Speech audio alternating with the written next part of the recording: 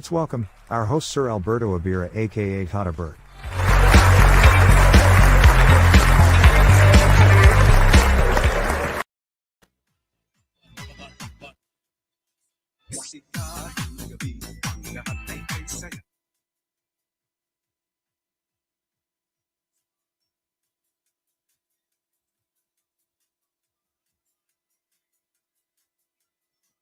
Magandang gabi, magandang umaga, magandang tanghali sa inyo bayan. 17 araw na kasiyahan, pistahan, kainan, exchanging pleasantries, Merry Christmas and joyous to the world. Maraming salamat sa inyong pagsusubaybay. Nabigyan ako ng break ng isang araw pero malaking bagay para sa akin yon kasi nabawas-bawasan yung pagtutuyo ng aking lalamunan at saka nagkaroon kami ng magandang Christmas party ng Heritage. It's very fruitful and enjoyable and pleasantries looking at his others' faces, smiling, changing to their own Santa Claus uniform. Very impressive. Well done, Mr. Chairman Alabdon. The Christmas party is for the first time and first ever we had in our association. So, Heritage is really going strong and alive. There will be more to come as we have a big agenda for the coming year 2021. Not because of just pandemic or not, the show must go on, the activities has to go on, the services has to go on. So the chairman has prepared a lot of things for this coming year. So be ready, bayan ko. Nandito ang alam mo na yun.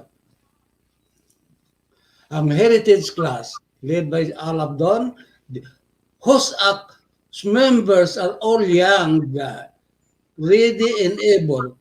Despite of their ages, they are all present and active. So let's do it. If the heritage could do, why not the younger ones do it better? So be active, be ready to serve what you have worked hard in campaigning to get elected to get that position. So, the heritage is just easy. Everybody raised their hand and they got elected and they are willing to serve. They don't just after the name. With the whatever position they have, they serve the same thing. Because everybody work together because it's not the position that makes you profitable and workable in the community. So, whoever you are, if you think you are a member, if you think you have something to contribute, do it heartedly and willingly without mental reservation, as the oath says. So, without mental reservation, do heartfully and diligently without even thinking of recognition. That's is community service. So let's go on with the services and community servicing the society itself, because that is what you are getting into. You love to serve, so be ready, and we are. We have ready. There is a we could say there is some relevant results as we have done.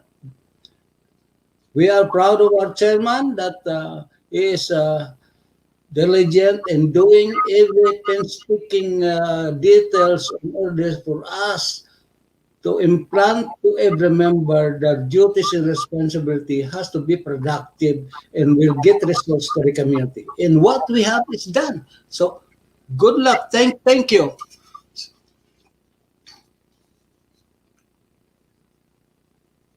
But this show is not just for Filipino heritage. My second choice is the farmers. Farmers is the well-organized civic organization. The objective is very noble. Only the officers are not complying. So you cannot blame farmers. It is the officers that you have to blame. Oh, so here is another one that in my competitions in the sound. So I keep you silence, and so I'll go on with the show with this talk show of mine because I have to take advantage of this while I'm having this opportunity given by this production, the Radio Pinoy, and the Tresan film, which I'm very grateful that I have this opportunity. So greetings, my family, my friends all over the world. And for the first time, I have been known some friends from several countries like Europe and uh, Eastern Canada and Western uh, United States and all over. I received from friends. How do I know that when I was first time I joined this show, I thought I was the lone Abiera in this world. But now, with this media, everything mushrooms as were bombarded with Abiera's left and right. So thank you, Abiera clan, for support. And of course, my first appreciation goes to my grandsons and children who are very supportive to me. Though I still owe them my Christmas gift because up to now I haven't sent them yet. Hopefully, by the end of the year, I will be sending something. Uh, I could share my meager so-called pension, but half of it goes already to my rents. So you could just imagine how much I receive. It's just a small amount, but I still have to share. Okay. And I have to be thankful also because being a senior here for the first year because of this pandemic, for me, I have to thank the pandemic situation because had it not been for a pandemic, I never received some ration or ayuda from not from my community, but from the Jewish community. Maybe my Filipino community, maybe I was overlooked because I don't deserve it. So, but I am very thankful for the Jewish community because I have received a lot, how many boxes of goodies. Though natural food, which is very helpful because all these things has passed through nutritionists. That's what they are giving is really nutritional value and not that spectacular, but it has a good nutrition in every meal they deserve. So my ref is full, and how could I say? Thank God that there is such an occasion like this going on this part of the year. And so, thanking God and everybody, especially those who serve, all even though you just stand and wait. That's what Longfellow said. They also serve who only stand and wait. But speaking of service, it also goes to other organization, because organization are just that for show off or making the induction and that's it. No, your term has to serve for your term. Okay, the socializing is not required anymore. It is totally prohibited because of the protocol of social distancing. But we have to accept it. But that doesn't mean that we will be stop serving. You could always serve in any way you can, by way or another. So it's not an excuse, this pandemic. Everything has to go on because life has to go on. So your duties has to go on. So that's how you keep up on this pretending world, because everything is artificial, because when you are conscious, all your actions and movements and your wordings are artificials. The only reality of yourself when you are not conscious. So, my friend, 2021 is approaching. This remaining is time for recollection. Have I done my part? Have I done my duty? Do I have to be answerable because of my failures? You may be asking yourself, but whatever the response, it will be always on your satisfaction. Because you cannot say, okay, I failed, and of course you have your excuses. But excuses is not acceptable because you have ample time to prepare your duties, especially to God. Because, like for example, you forgot to talk to God in this happy days of yours, and you could. So God gave you this opportunity. He put this pandemic situation for you to be closer to Him. So not to you only, but everybody, because everybody is affected. That means all of us has to reconnect ourselves to the Lord in order for us to be back to normal. Because back to normal or not, we have to thank God that we still survive in this situation, because this is just uh, to awaken us that God is there. So all we have to do, talk to Him, and we will be back to where we are, and all the blessings and the needs of our personal will be always on hand. Never count what you don't have. You only have to count what you have, because God knows anything you don't have, that doesn't belong to you. So accept what you have, enjoy it, because that is what God thinking of you that you should be doing, because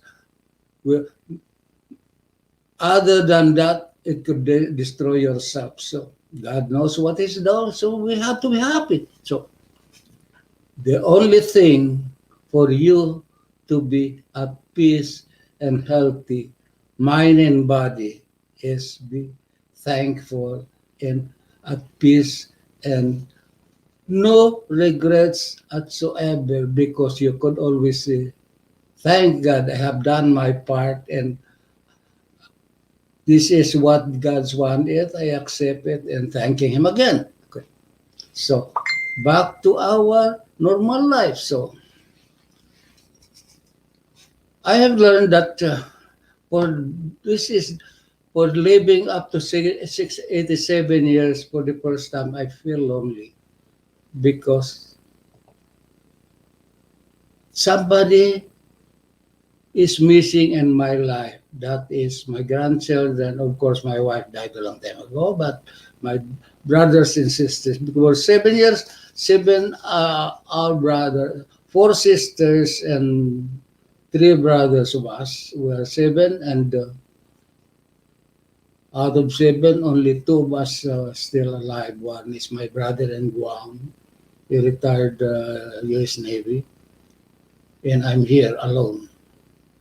We have grandchildren and nephews is a lot, so we live by that generations because they are our family. So I feel missing the noise, the crumbling, the shouting, the ringing of the cans that up and down the stairs running one after another. That was missing in your life, especially this season.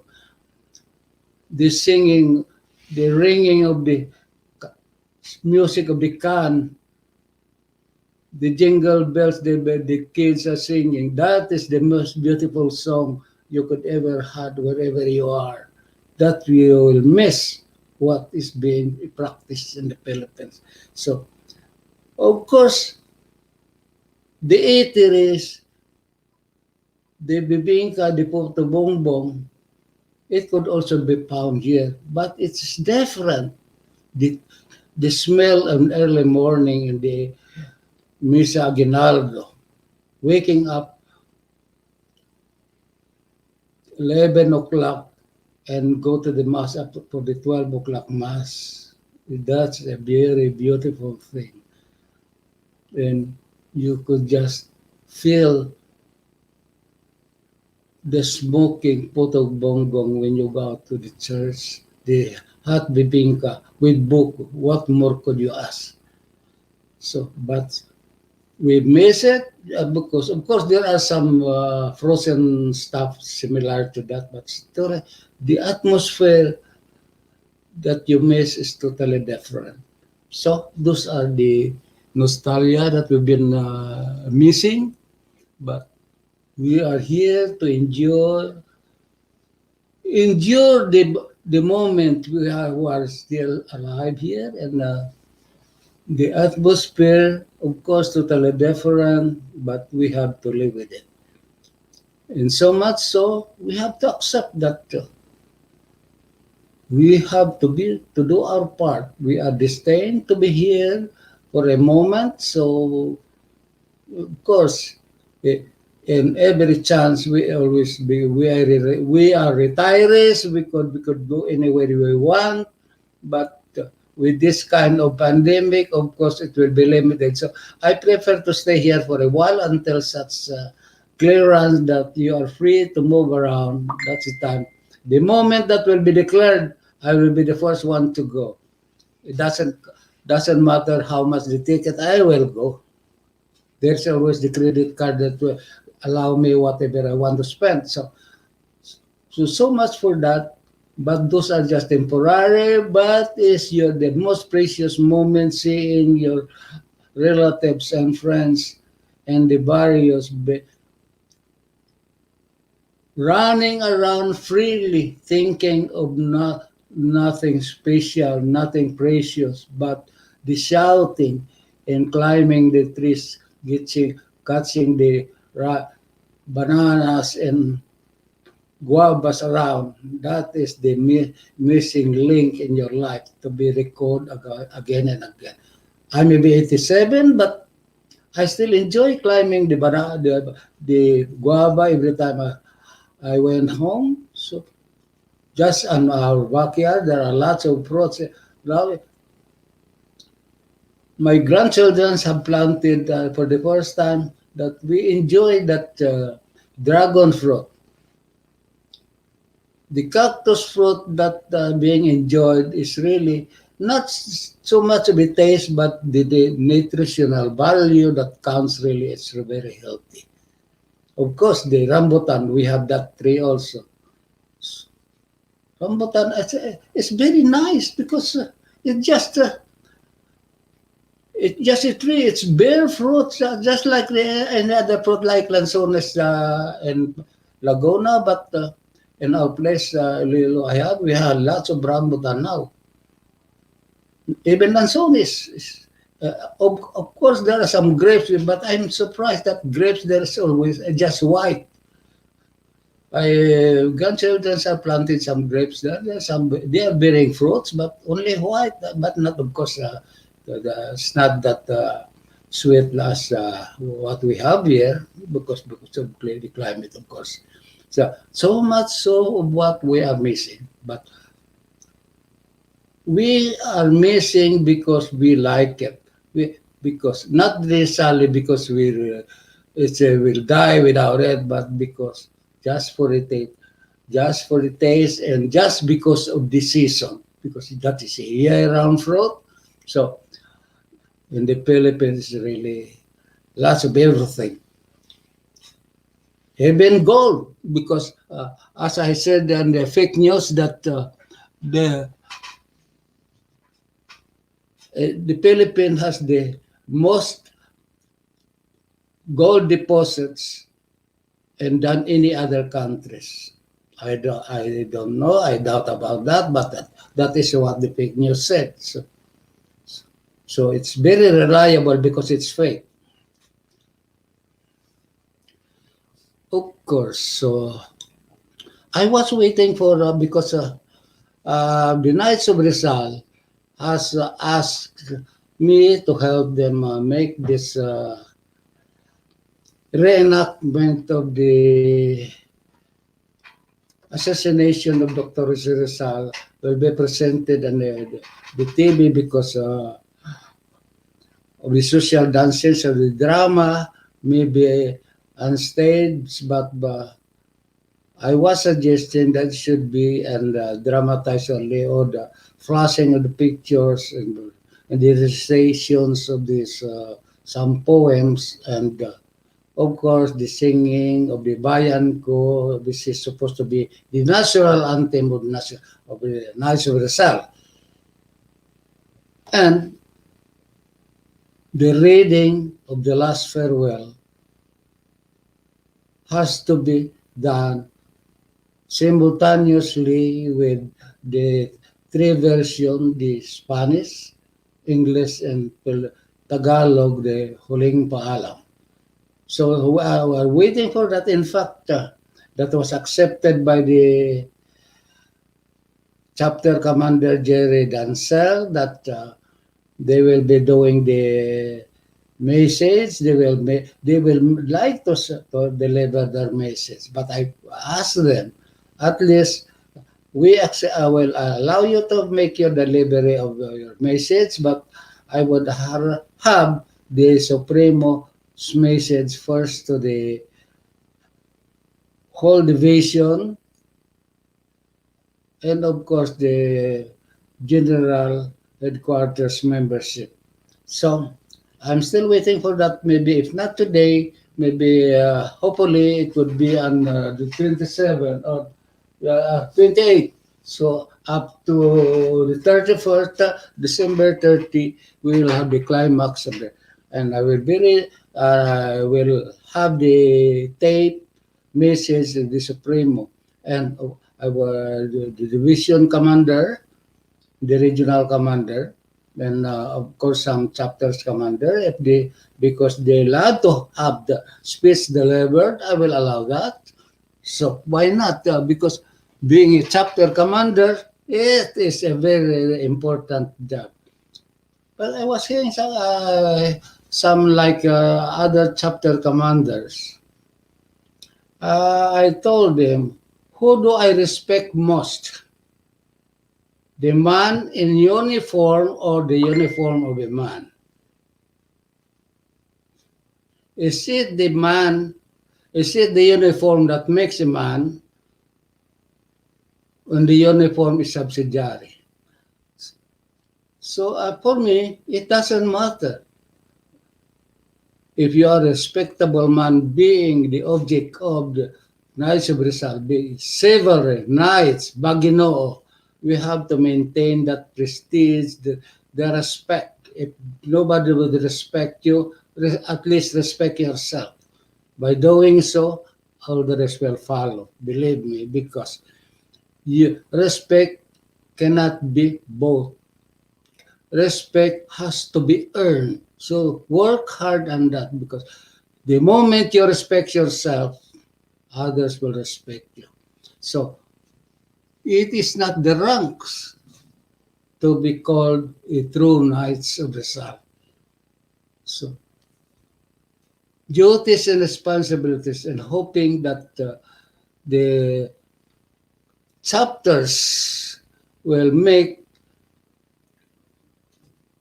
some session sometimes recalling the objectives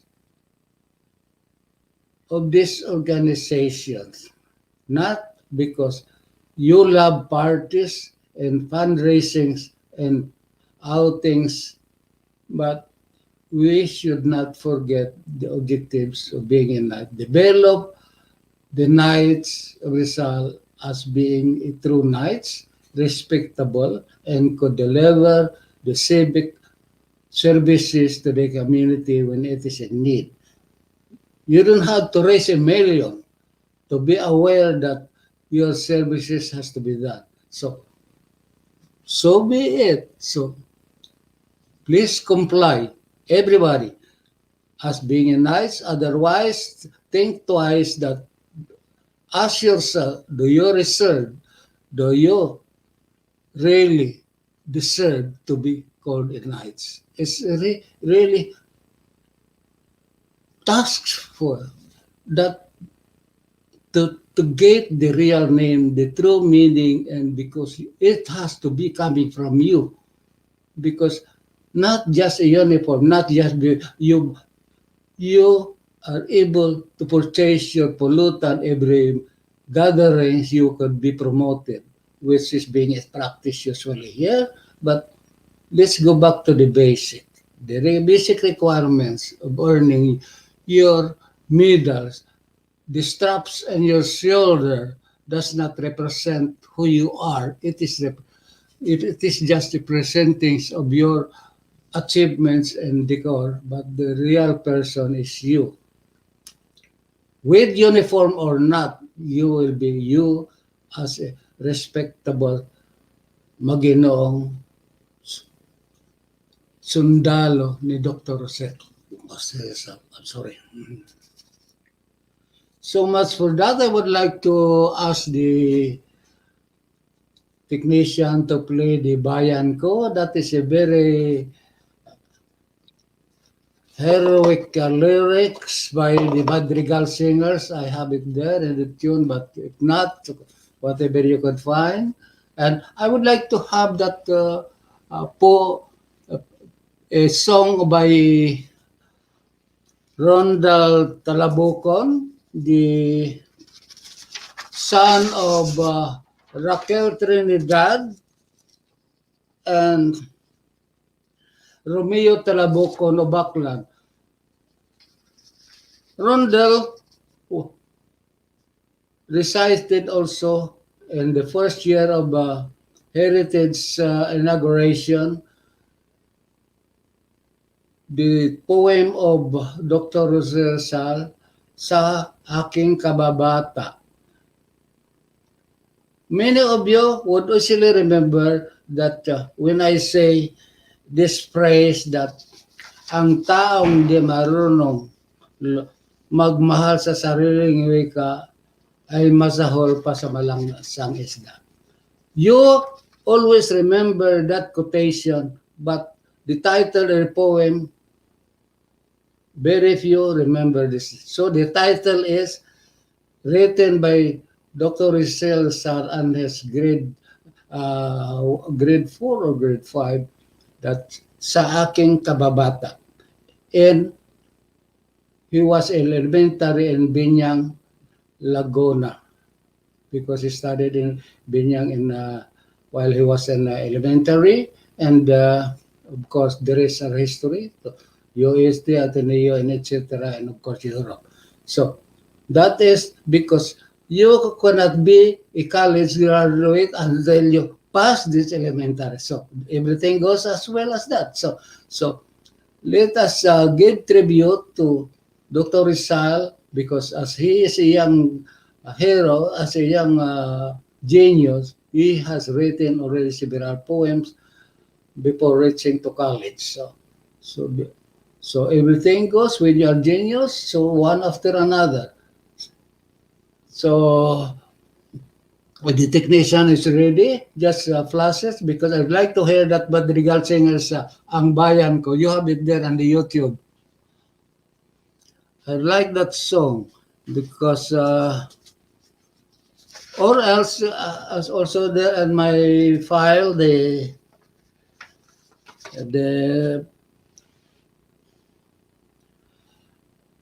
vocal solo, a Christmas song by Rondel Talabocon, because he is one of the finalist originals.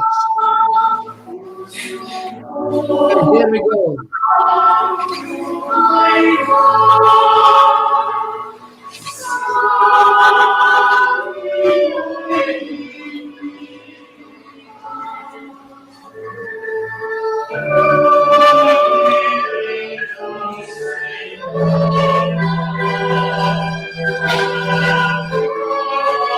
What is a good one?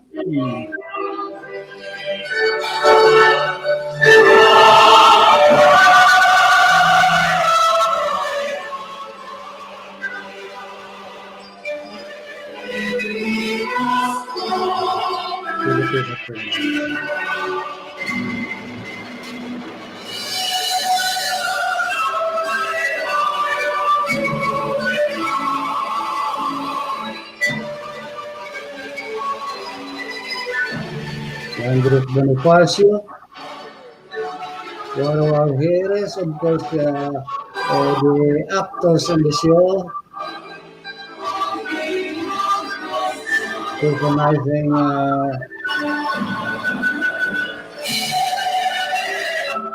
That is a very controversial pictures because you are independent and you have that eagle. Eagle is a dominant bird of United States. That means you are still a submissive part of United States, but you are acting as independent. That has to be well interpreted and has to be clarified.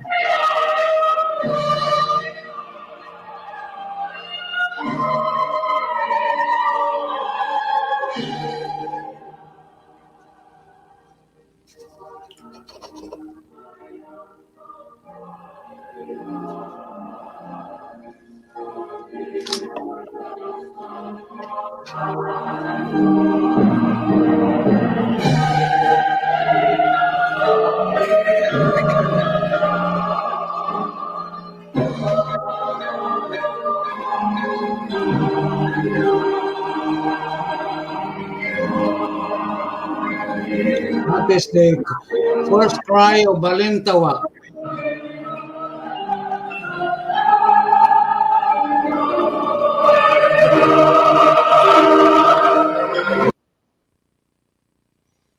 Okay, thank you. That's a good break for me.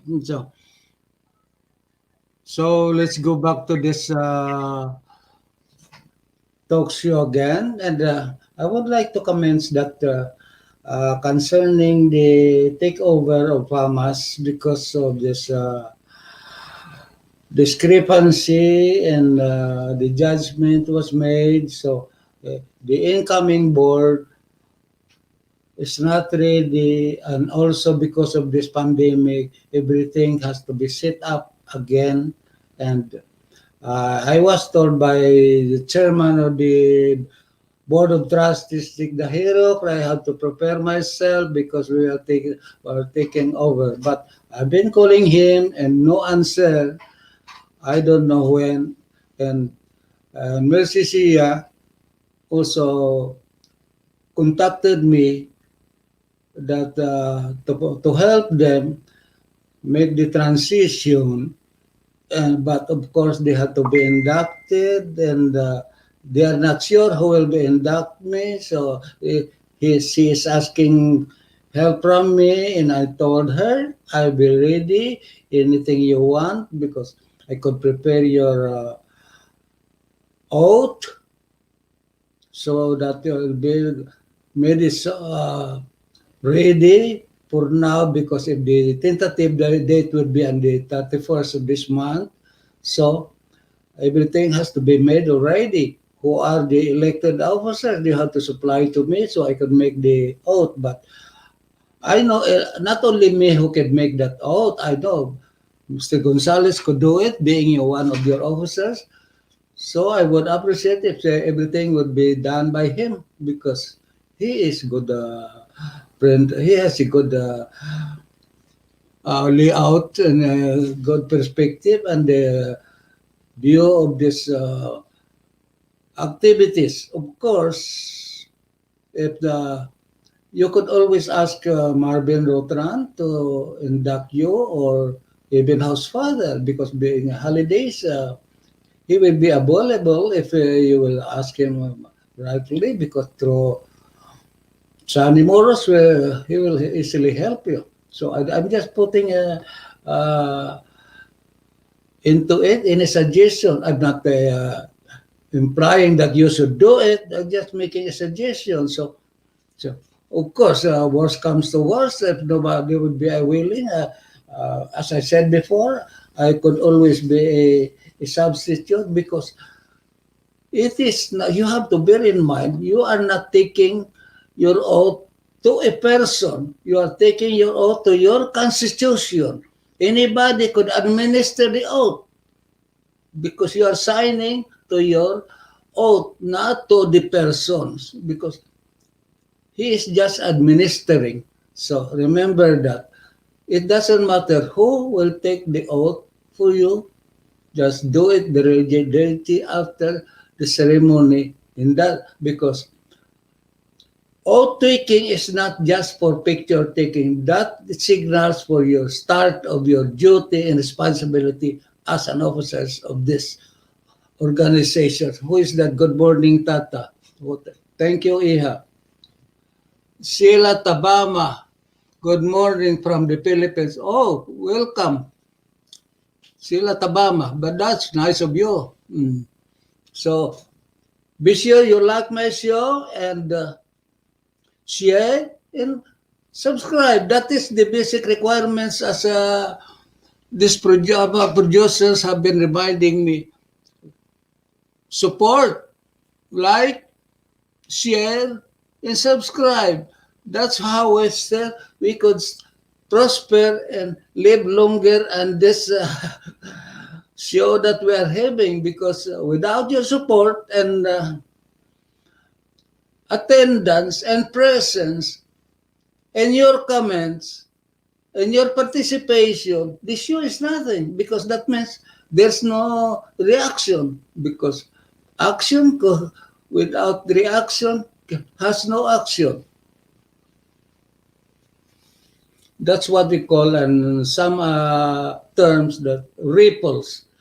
Like ripples is a production when you throw a stone to the calm water, it creates ripples. Ripples are small waves, because the sea is calm. So when you throw something, it creates small waves that are ripples. So the reaction is the acceptance of your presence. So I would like to hear your comments, your participation, or the least that you could do is make the sign like, share, and subscribe. That suffice the existence of the show that has to go on, because there is some response. So thank you, Iha, for make your participation. I'm still waiting for Jerry Dancel, the so-called chapter commander, Sheila Tabama. Who is that, Sheila Tabama? That's good.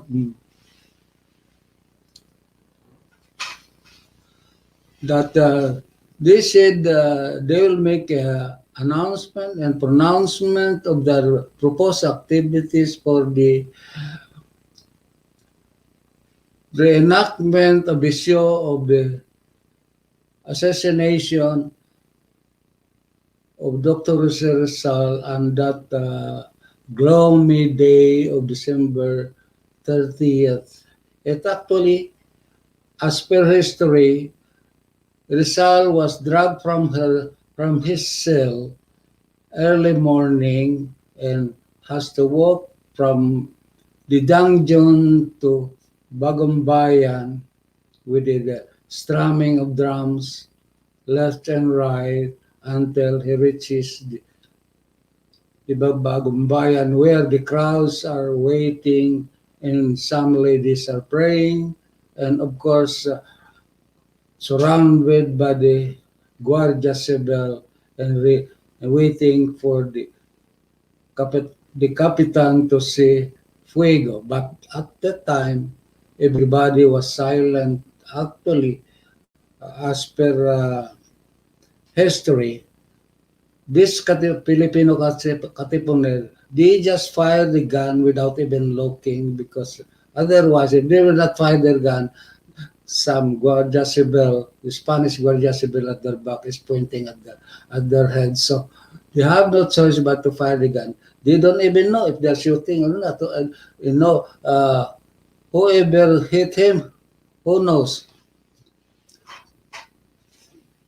But the firing squad was done. So, and of course, after that, he was buried in Paco Cemetery and eventually was transferred in Bagumbayan.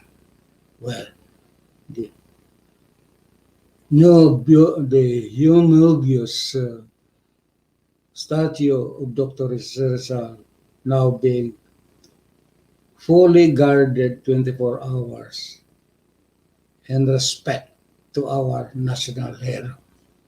So, history must go on. So, that's how it is. So that is the project of the Knights of Rizal will be celebrating or will be the reenactment or will be dramatized or whatever they could produce to portray, to recollect the situations of the execution of Dr. Jose Rizal. So it is written also that Dr. Rizal was given a chance to escape, but he rather faced the firing squad than to be being called a coward because you expect of you. So that's this history, and we will be elaborating more and more as the days coming in nearer. So starting at the 26th, oh yeah, 27, 28 will be more. I'll be hearing messages from the Supremo, Ibanez, and of course the regional commander Damasco, and of course the another regional commander, maybe James de la Paz, and the chapter commander's message. I will be expecting if how many chapters we have in Montreal. I hope chapters is not just a name of the chapters. How many members in the chapters? I don't want to say someday will be like the chapters will be like in Toronto. We in Montreal are hoping to be different. We have to be real chapters. We have to real knights, respectable and knows what they are talking about as knights. They know their obligations, know their duties. That when it comes to camaraderie and extending helping hand has to be ready and available when times in need of your helping hands. We have been in Toronto several times and I hope that will not happen also here that only the chapter commanders are doing the jobs of every member. So let's understand our responsibility as knights. So once again, because of this COVID, we have to suffice ourselves. Actually, it is good time for us to study more and more because uh, seminars could be conducted through online because it is not an excuse for a chapter commander not to inform the membership what is the plan and activities to go under whenever it's needed. So inform your membership that you have this plan because as a member, you have to follow the orders of your chapter commanders. As a chapter commander, you have to respect your members and inform every details and be transparent to whatever activities, especially the books. Because once the books are misunderstood, that is the beginning of the end because suspicion will arise. So let us be honest. It will be helpful if there is no money at all because nothing has to be checked.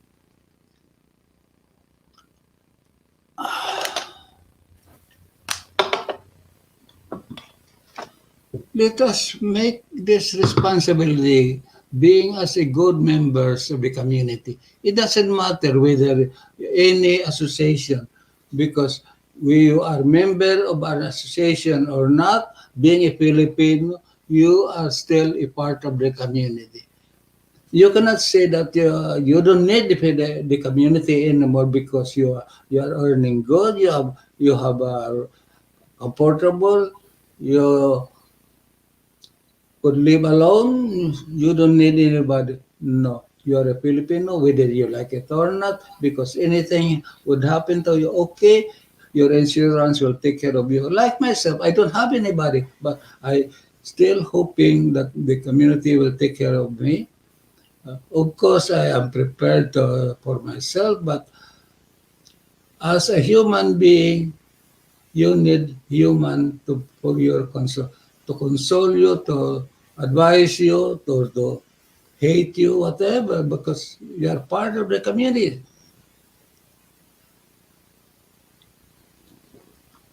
Good evening, Tata Bert. Yes, yes, Nandito ako. anything could I do?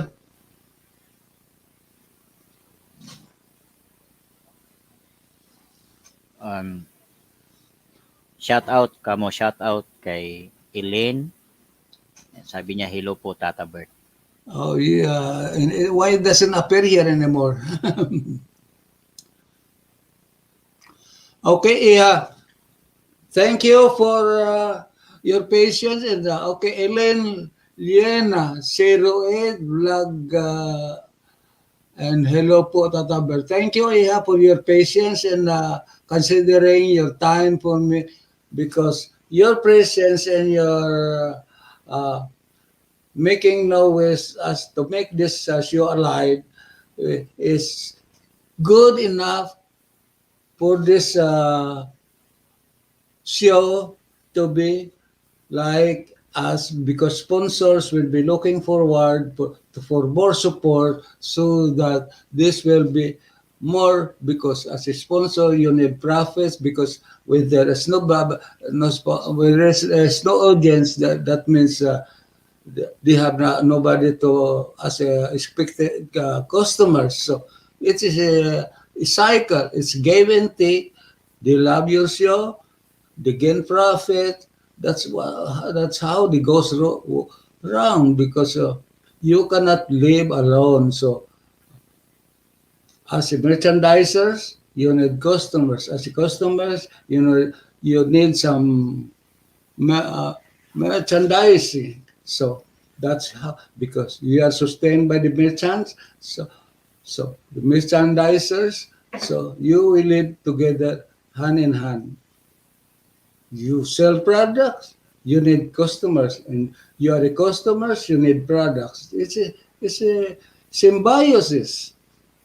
So Good that you are there again. I was really expecting Jerry Dancel, Dario Bucco, and of course this Sir Ray Balance to be sharing the ideas because we have a good talk the other week that they will be ready starting this week. But well, Okay. maybe they didn't like the show, so be Baka hindi it. nila alam yung hagdanan. Yeah, maybe, but because I don't Hagdanan know, kasi kailangan ng hagdanan para because makaakyat. I don't know, because I don't know how to give them instructions. So, magpa-practice tayo, huwag kang mag-alala. Kasi Okay, pag so nanood sila sa'yo, pinaka-importante na sasabihin mo ay i-subscribe nila yung YouTube channel mo. Yun lang yung yeah. pakonsuelo nila sa'yo. Lahat yung mga, yung Abiera clan, manawagan ka sa kanila na i-search nila sa YouTube yung Alberto Abiera na channel. Tapos i-subscribe nila para pag nag-live ka, mapanood nila. Tsaka yung pag-subscribe, free yun, walang bayad. Bali yan yung gratitude na lang na maibalik nila sa iyo na maklik nila yung subscribe button doon sa sa YouTube. Po sa i-click nila yung bell button. May bell button doon na pag nag-live ka, magsisend ng reminder sa kanila na live ka. No. So, sabihin mo sa kanila, may hagdanan, pag nanood sila, may binababa kami na hagdanan na address, yun yung pipindutin nila, tapos follow the instruction, makakaakyat na sila. Okay, because most of them are making comments on Messenger. Yes, sabihin mo sa nila na dalhin nila yung attention dito sa show mo na Hmm. umakyat sila. Pag pwede silang mag-message kasi pag nanonood na sila sa YouTube or sa Facebook, pwede silang mag-message na gusto nilang umakyat at i-guide namin sila ng step by step paano umakyat sa hagdanan. Oh, importante maka-open muna sila sa sa So, YouTube. yun ang importante. Huwag nilang ipagdamot yung pag-subscribe nila sa channel ng Alberto Abiera. Gratitude nila. Pasalamat nila. Yun lang. Well, everybody is still new to this thing, so we'll share the knowledge, and so everybody will be happy. Okay. Okay. So, okay, so how many more minutes more we have to go? Could 8 you, minutes to go. okay, so could you play another song by Madrigal Singer? I like that song. Okay, what about dyan sa, kwan ko, sa messenger ko, yung tula ng bata, ang song ni Rondel Talabukon. Because, yan ang batang recite sa first anniversary ng heritage ng sa aking kababata ni Dr. Jose Rizal. It's very good poem. But now he will begin a vocal solo of my Christmas now. Hindi dyan sa YouTube, sa Facebook ko, sa Rondel Talabocon, son of Raquel Trinidad and Romeo Talabocon, because he was a grand finalist of the national search for Pelcan talent. That's what the mother said. So she must be good.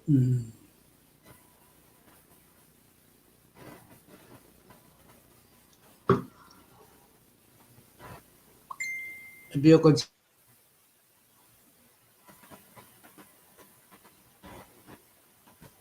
Anong pangalan ng bata?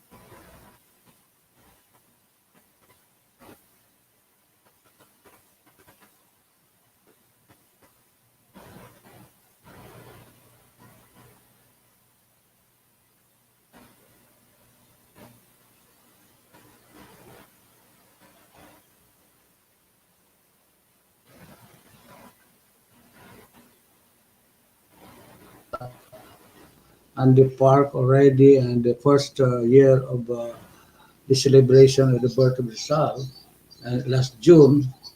But I would like to do the last farewell, this commemoration of the death anniversary, this December 30. And I would like to hear the message from the Supremo, his message about the commemoration of the death anniversary, and of course, messages to all the chapters and all over the world. And I'd like to also to hear the message of some chapter commanders, because as chapter commanders, you must know how to guide your members, not just because you could lead them in drinking, you could also lead in some good things. Tata Bert, anong Yeah, nangyari nung Sabado sa bus ni Rizal sa Mackenzie? nung Sabado, there's nothing. Hindi kayo inimbitahan? And Wala kayong alam? what is that? No, no, no, I don't receive any kasi malamig. Last Saturday, 1 p.m., nagkaroon sila ng flower offering doon sa Rizal bus sa Mackenzie. Which group is that? I don't know, because that's public. Anybody could come. I think, if not mistaken,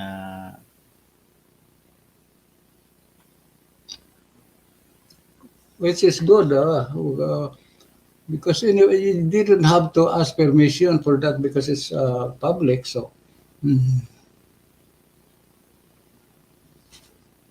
the only thing that they will call my attention when it, like last time when it was vandalized, they will call my attention. So, which I really hurt at that time, and so I called the police station and asked them if I could, I'll be allowed to clean it. But then the police said, no, you cannot touch that. That may be yours, but that is not, but that's already owned by the Canadian government, and anything could happen to that, it will be responsible by Canadian government. So they make it, the cleanup, the repair, in fact, even the maintenance. My next move is how to obtain the life size of Dr. Jose Rizal, because in Toronto, is the Canadian government already supplied the life-size life-size statue of Dr. Jose Rizal. While in Winnipeg, the Knights of Rizal chapters there raise their own money to buy the life size of Dr. Jose Rizal. Remember, maybe it all depends on how are you related to the local governments, because this concerns on the local governments to provide you space and subsidy if it is they will do that, but it has to be started by Filipinos. Like here, that's Bus of Rizal was started by me and Tony, and then because we need the space, so we asked the help also of James de La Paz. So three of us really work hand in hand until such time we were given a space, and with the permission that at this time we are just asking to have a marker of Dr. Jose Rizal. But that was changed when President Ramos come in Montreal. He said he is not happy that our national hero will just be honored by a marker. So he said he will be sending. Here, my grandson and hello. Hello. Ba't hindi ako makasagot dito? Paano ito? Hayaan mo na lang, paalam na lang tayo bukas na lang. Sabihin mo lang na Okay. nag-chat na lang siya. Hayaan mo lang, tatawag lang yan mamaya. Ah. Ay, kamusta? I'm alive. Napanood nyo? Are you watching the TV?